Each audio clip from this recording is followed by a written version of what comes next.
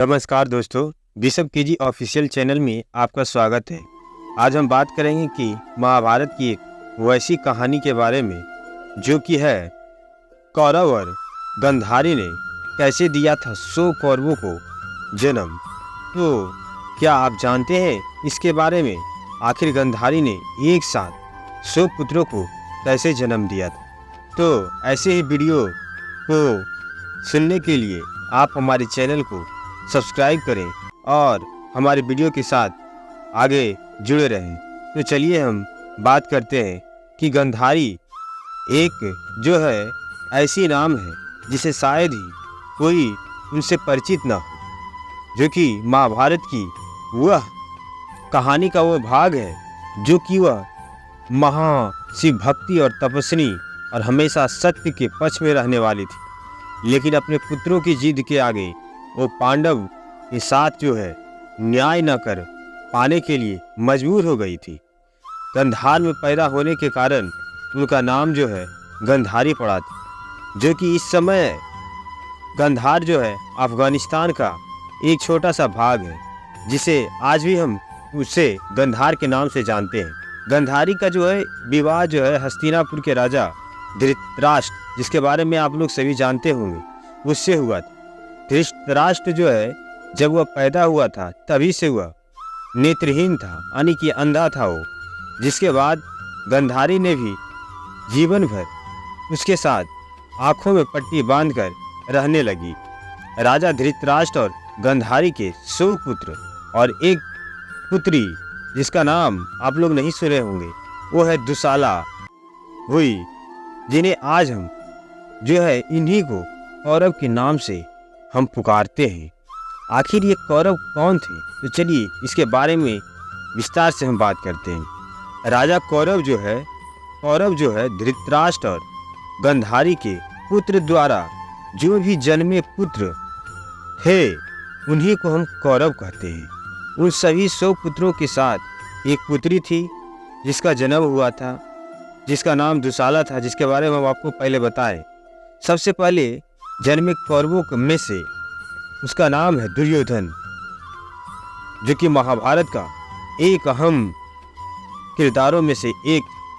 ऐसी मान्यता है कि दुर्योधन जन्म के साथ ही वह हंसने लगा था। कौरवों ने महाभारत में पांडवों की सेना के विरुद्ध युद्ध किया था और वे पराजित भी हो गए थे। आखिर हम चलिए जानते हैं कि कैसे हुआ था आखिर 100 कौरवों का जन्म सिर्फ गंधारी के गर्भ से। तो ये आश्चर्यजनक बातें हैं कि नहीं? तो चलिए इसके बारे में हम आगे बढ़ते हैं। महाभारत के आदि पर्व के अकॉर्डिंग गंधारी जो है गंधार देश के राजा सुबल की पुत्री थी।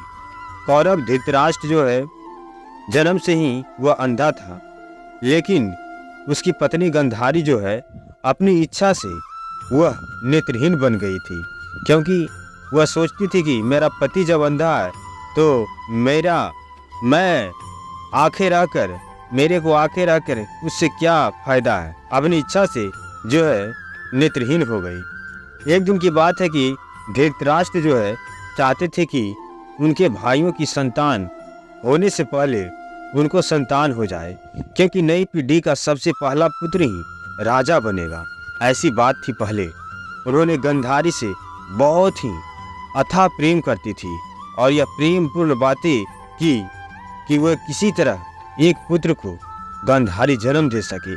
आखिरकार गंधारी जो है एक दिन गर्भवती हुई और फिर 9 महीने गुजर गए, लेकिन वो बच्चा पैदा हुआ नहीं। इसी प्रकार 11 महीने के बाद भी गंधारी को कुछ नहीं हुआ, जिसके बाद धृतराष्ट्र जो है अत्यंत चिंतित होने लगा।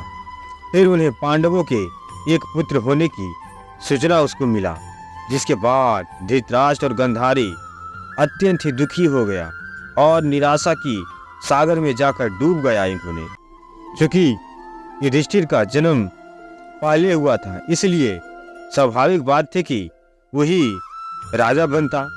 लेकिन 11-12 महीने बीतने के बाद भी गंधारी बच्चे को जन्म न दे सकी, तो वह घबराकर सोचने लगे कि यह बच्चा आखिर मेरे पेट में जो पल रहा है वह इंसान जीवित है या फिर इंसान भी है या कि नहीं है, या फिर वो मरा हुआ है।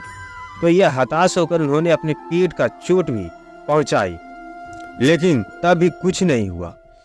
फिर उन्होंने अपने एक नौकर से छड़ी मंगाई और उनकी पीठ पर प्रहार करने को कहा, जिसके बाद उनका गर्भपात हो गया।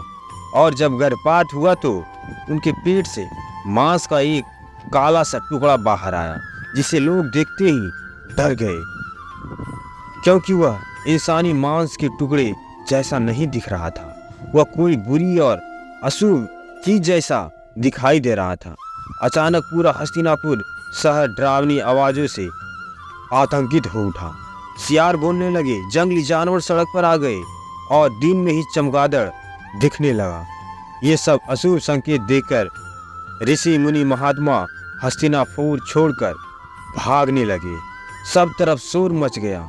फिर गंधारी ने व्यास को बुलाया। आखिर ये व्यास कौन था? एक बार जब व्यास ऋषि लंबी यात्रा से लौट रहे थे तो गंधारी ने उनके जख्मी पैरों पर मरहम लगाया था और उसकी बहुत सेवा की थी। तब उन्होंने गंधारी को यह आशीर्वाद दिया था कि तुम जो चाहे मुझसे मांग सकती हो।